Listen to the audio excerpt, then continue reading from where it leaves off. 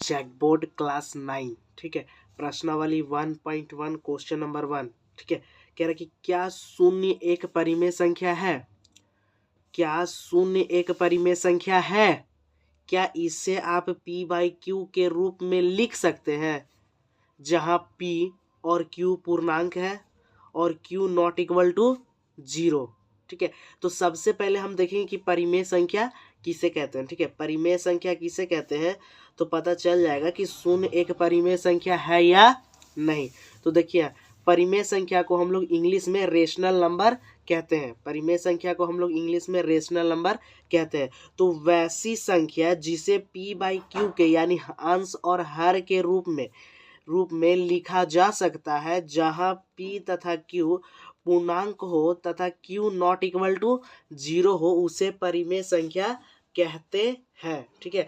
तो वैसी संख्या जिसे p बाई क्यू के रूप में लिख सकते हैं, उसे परिमेय संख्या हम लोग क्या कहते हैं, उसे परिमेय संख्या कहते हैं। तो देखिए उदाहरण में जैसे -4 है, तो -4 है तो ये इसे हम लोग p बाई क्यू के रूप में लिख सकते हैं। देखिए कैसे, 4 है तो 4 के नीचे कुछ नहीं है तो क्या है, 1 है। तो देखिए ये p बाई क्यू के फॉर्म में है कि नहीं, ये p बाई क्यू के फॉर्म में है कि नहीं। देखिए ये p है -4 और ये q क्या है, 1, ठीक है। लेकिन जो q है ना, q यानी ये जो q है ना, 0 नहीं होना चाहिए, यानी ऐसे नहीं होना चाहिए 1/0 5/0, तो ये परिमेय संख्या नहीं होगा, ठीक है। q नॉट इक्वल टू क्या होना नहीं चाहिए, 0। अब आगे देखिए, यहाँ पे कह रहा है ना कि -4 बाई -2/3, ये भी p बाई क्यू के रूप में -5 भी होगा। 0 भी एक परिमेय संख्या है, ठीक है। 0 भी एक परिमेय संख्या है। देखिए कैसे, ठीक है, देखिए कैसे, 0 है तो उसके नीचे कुछ नहीं है तो क्या है, 1। तो ये देखिए तो p बाई क्यू के रूप में है, हाँ। यहाँ पे बोला है q 0 नहीं होना चाहिए, यानी कि ये जो नीचे वाला हर है ना, वो 0 नहीं होना चाहिए। p 0 हो सकता है, p 0 हो सकता है, लेकिन q 0 नहीं हो सकता। तो 0 भी है क्या है, परिमेय संख्या है। तो हम यहाँ बोलेंगे कि हाँ, हल कीजिएगा, बोलिए कि हाँ, हाँ शून्य एक परिमेय संख्या है, ठीक है। बोलिए कि हाँ शून्य एक परिमेय संख्या है। अब आगे बोलता है कि है क्या इसे p बाई क्यू के रूप में लिख सकते हैं, p बाई क्यू के रूप में लिखा जा सकता है। तो हाँ, देखिए जब शून्य है नीचे कुछ नहीं है तो क्या है, 1। शून्य के नीचे कुछ नहीं है तो क्या है, 1। तो ये देखिए तो p बाई क्यू के रूप में आ गया ना, तो हम लोग इसे लिख सकते हैं, यानी कि 0 p और q 1, क्यूब लेकिन 0 नहीं होना चाहिए, तो इसे हम लोग लिख सकते हैं। देखिए 0/1 आया, नीचे कुछ नहीं है तो 0 का क्या है, 1। तो ये p बाई क्यू के रूप में है ना, यानी अंश और हर के रूप में है। तो इसे बोलेंगे कि हाँ, यहाँ पे देखिए इसे शून्य को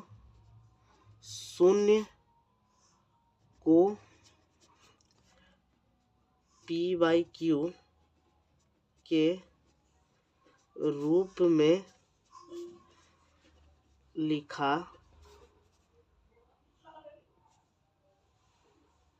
जा सकता है, ठीक है। क्योंकि p बाई क्यू के रूप में लिखा जा सकता है, यानी लिख भी सकते हैं, लिखा जा सकता है तो क्या लिख सकते हैं, जहां p और q क्या होगा, पूर्णांक। जहां p तथा q पूर्णांक है और q नॉट इक्वल टू 0, जहां q नॉट इक्वल टू 0, ठीक है।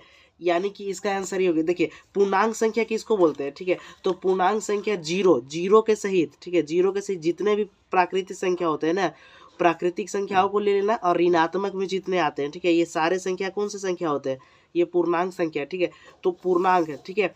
जो p और q क्या होना चाहिए, पूर्णांक। तो p और q पूर्णांक होना चाहिए। तो यहाँ पे हम लोग देखे थे कि हाँ पूर्णांक हो सकता है, यानी p बाई क्यू के रूप में होना चाहिए, वो पूर्णांक होना चाहिए। जैसे कि 0 भी एक क्या है, पूर्णांक है, ठीक है। तो 0 भी एक पूर्णांक है और यानी कुछ नहीं तो क्या है, 1 है। तो इसे p बाई क्यू के रूप में आया ना, तो p बाई क्यू के रूप में आया तो हम लिखे हैं कि हाँ इसे हम लोग शून्य को परिमेय संख्या है, ठीक है। और शून्य को ना p बाई क्यू के रूप में लिखा जा सकता है, जहां p तथा q क्या है, एक पूर्णांक है और q नॉट इक्वल टू 0, यानी q 0 नहीं होना चाहिए। चलिए आइए हम लोग सेकेंड नंबर क्वेश्चन नंबर 2 देखिए।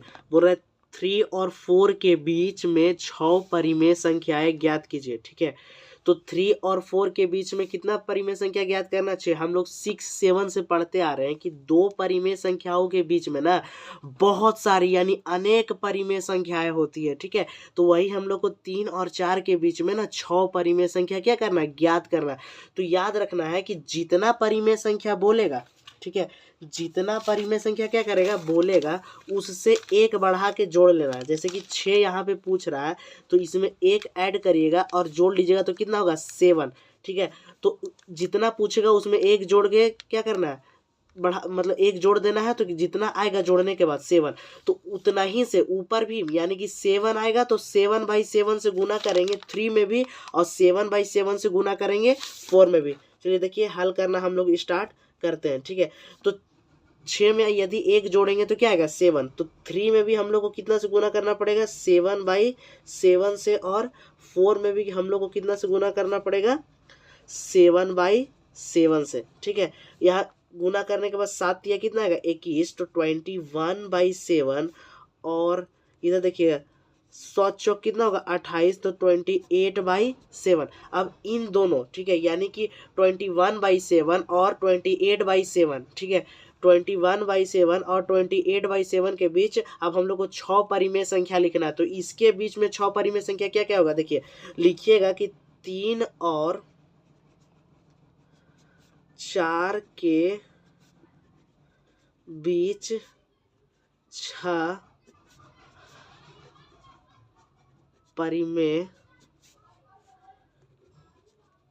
संख्या बराबर। यहाँ ध्यान से देखिएगा कि इसके बीच में ना बहुत सारा परिमेय संख्या होगा। देखिए 21/7 और 28/7, 21/7 के बाद क्या आएगा 22/7, और 22/7 के बाद क्या आएगा 23/7, 23/7 के बाद 24/7, 24/7 के बाद 25/7, 25/7 के बाद 26/7, और 26/7 के 27/7, और 27/7 के बाद फिर आ जाएगा 28/7, ठीक है। तो ये वाला तो यहाँ पे आ गया, यानी ये देखिए जितना भी संख्या है, ठीक है, इसी में से 6 लिखना, 1 2 3 4 5 6, तो 6 हमारा क्या हुआ आ गया। तो यही 6 को हम क्या कर देंगे लिख देंगे। तो यहाँ ध्यान दीजिएगा कि 21/7 के बाद क्या आएगा 22/7, ठीक है, उसके बाद क्या आएगा 23/7, उसके बाद 24/7, अब इधर लिखिएगा और उसके बाद आएगा क्या, उसके बाद आएगा हमारा 25/7, उसके बाद क्या आएगा 26/7, उसके बाद क्या आएगा 27/7। तो यही हमारा क्या हो जाएगा आंसर, ठीक है। उसके बाद हमारा आएगा 27/7,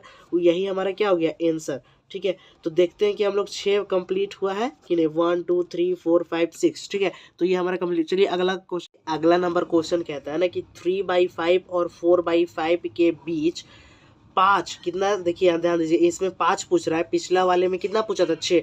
परिमेय संख्याएं ज्ञात कीजिए, यानी 3/5 और 4/5 के बीच ना 5 परिमेय संख्या निकालना है, ठीक है। तो जब 5 परिमेय संख्या निकालने बोल रहा है तो यहाँ ध्यान दीजिएगा 5 बोल रहा है, तो हम क्या बोलते हैं जब जितना भी पूछेगा ना उसमें क्या एक क्या कर देंगे ऐड कर देंगे, यानी एक क्या कर देंगे ऐड कर देंगे, और जितना भी आएगा उससे ऊपर में भी, ठीक है, यानी 2 यानी 6/6, यदि 6 आया तो हम लोग 6/6 में इसमें भी गुना करेंगे और इसमें भी। तो चलिए आइए हल करते हैं।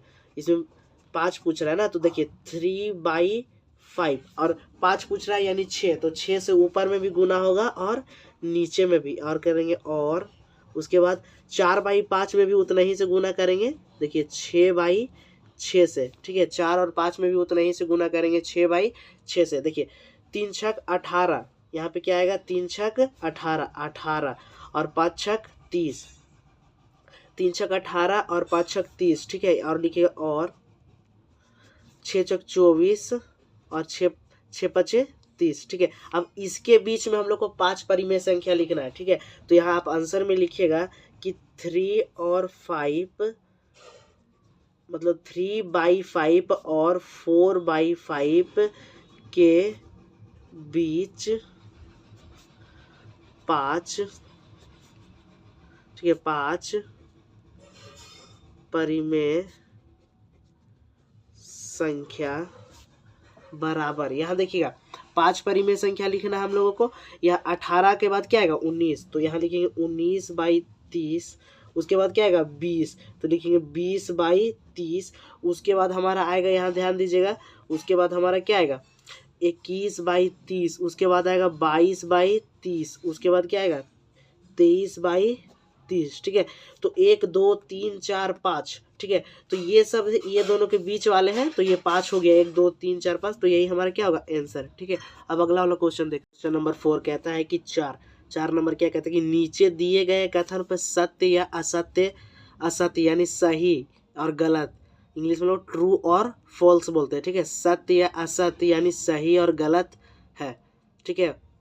यानी जो नीचे कथन दिया गया उसमें क्या सत्य है और क्या गलत है, कारण के साथ अपने उत्तर देना है, ठीक है। कारण के साथ क्या देना है, उत्तर देना है। तो पहला क्वेश्चन बोलता है कि प्रत्येक प्राकृतिक संख्या एक पूर्ण संख्या होती है।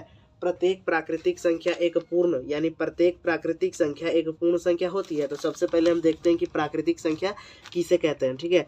प्राकृत संख्या किसे कहते हैं, ठीक है। तो आपको याद रखना है कि जितनी भी गिनती की संख्याएं होती है ना, उसे हम लोग प्राकृतिक संख्या कहते हैं। जैसे 1 2 3 4 5 6, ठीक है। गिनती की संख्याओं को हम लोग प्राकृतिक संख्या कहते हैं। ये अनंत तक जाएगा, ठीक है। 1 से लेकर लाख करोड़ों एकदम खत्म ही नहीं होगा, ठीक है। तो 1 से लेकर जितना भी गिनती का संख्या है उसे हम लोग प्राकृतिक संख्या कहते हैं। अब देखते हैं कि पूर्ण संख्या किसे कहते हैं, ठीक है। पूर्ण संख्या किसे कहते हैं, ठीक है। तो गिनती की संख्याओं में यदि हम जीरो को ऐड कर देते हैं, ठीक है। ये जो गिनती की संख्या होता है ना, गिनती की संख्या को प्राकृतिक संख्या बोलते हैं। और प्राकृतिक संख्या में, ठीक है, यानी ये जो प्राकृतिक संख्या में यदि हम जीरो को ऐड कर देते हैं ना, तो उसमें पूर्ण संख्या बन जाता है। यदि जीरो के संख्याओं को हम प्राकृतिक संख्या, यानी जीरो के संख्याओं में हम यदि प्राकृतिक संख्या ऐड कर दे तो कौन सा संख्या बन जाता है, पूर्ण संख्या। बस प्राकृतिक संख्या में ही जीरो ऐड कर दें तो वो पूर्ण संख्या। तो कहता है कि प्रत्येक प्राकृतिक संख्या एक पूर्ण संख्या होती है, हाँ, क्योंकि जीरो ऐड कर देते हैं जब प्राकृतिक संख्या में, तो वो कौन सा संख्या बन जाता है, ये पूरा पूर्णांक पूर्ण संख्या बन जाता है, ठीक है। तो हम बोलेंगे कि हाँ, प्रत्येक प्राकृतिक संख्या एक पूर्ण संख्या होती है, ठीक है। लिखना है क्या कि हाँ, हाँ हल में लिखिएगा कि हाँ, हाँ, ठीक है। लिखना है हाँ, क्योंकि, लिखना है क्योंकि प्रत्येक प्राकृत संख्या, ठीक है, क्योंकि प्रत्येक प्राकृतिक संख्या पूर्ण संख्या में शामिल होती है, ठीक है। तो अभी आगे वाला क्वेश्चन हम लोग, क्वेश्चन नंबर 2 कह रहा है कि प्रत्येक पूर्णांक एक पूर्ण संख्या होती है। प्रत्येक पूर्णांक, तो हम जानते हैं कि पूर्णांक और पूर्ण संख्या क्या होता है। हम लोग पूर्ण संख्या को जानते हैं कि पूर्ण संख्या जीरो के साथ जब हम लोग प्राकृतिक संख्या मिलाते हैं तो पूर्ण संख्या होता है। तो अब जाने कि पूर्णांक संख्या क्या होता है, ठीक है। पूर्णांक संख्या आखिर कहते किसे हैं, ठीक है। तो ध्यान दीजिए कि जब हम लोग पूर्ण संख्या में, ठीक है, पूर्ण संख्या के साथ जब ऋणात्मक वाली संख्याएं को मिला देते हैं ना, यानी जो माइनस वाली संख्याएं होती है उसे हम लोग मिला देते हैं, तो वो पूर्ण संख्या बन जाती है। यानी देखिए ये पूर्ण संख्या था और इसमें जब हम लोग ये माइनस यानी ऋणात्मक संख्या को मिलाते हैं ना, तो ये पूर्णांक संख्या कहलाती है, ठीक है। ये कौन सा संख्या कहलाती है, पूर्णांक संख्या कहलाती है। तो यहाँ क्वेश्चन में पूछ रहा है ना कि प्रत्येक पूर्णांक एक पूर्ण संख्या होती है, तो लिखेंगे कि असत्य, ठीक है, लिखिएगा असत्य, ठीक है, यानी नहीं, असत्य। हल में लिखिएगा कि असत्य, क्योंकि प्रत्येक पूर्णांक एक पूर्ण संख्या नहीं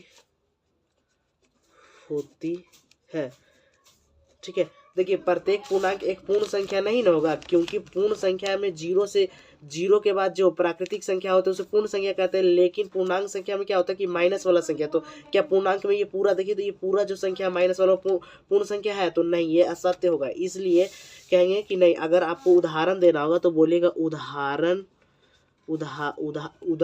उदाहरण, ठीक है। उदाहरण के लिए -1 एक पूर्णांक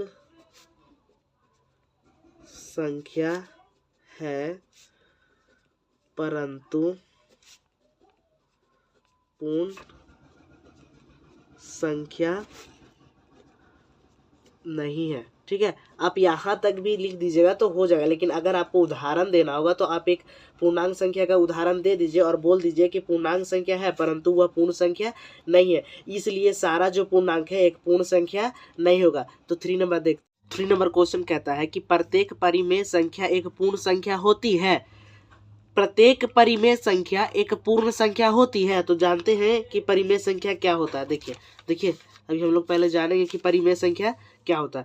तो परिमेय संख्या को हम लोग इंग्लिश में रेशनल नंबर कहते हैं। तो वैसी संख्या जिसे p/q के यानी कि अंश और हर के रूप में लिखा जा सकता है, जहां p तथा q क्या हो, पूर्णांक हो तथा q नॉट इक्वल टू 0 हो, उसे परिमेय संख्या कहेंगे। यानी वैसी संख्या जिसे हम लोग p/q के रूप में लिख सकते हैं उसे हम लोग परिमेय संख्या कहते हैं। जैसे -4 हो, ठीक है, -4 के नीचे कुछ नहीं है तो क्या है, 1 है। तो ये देखिए तो p/q के रूप में है ना, तो यानी ये परिमेय संख्या, ये भी p/q के रूप में है।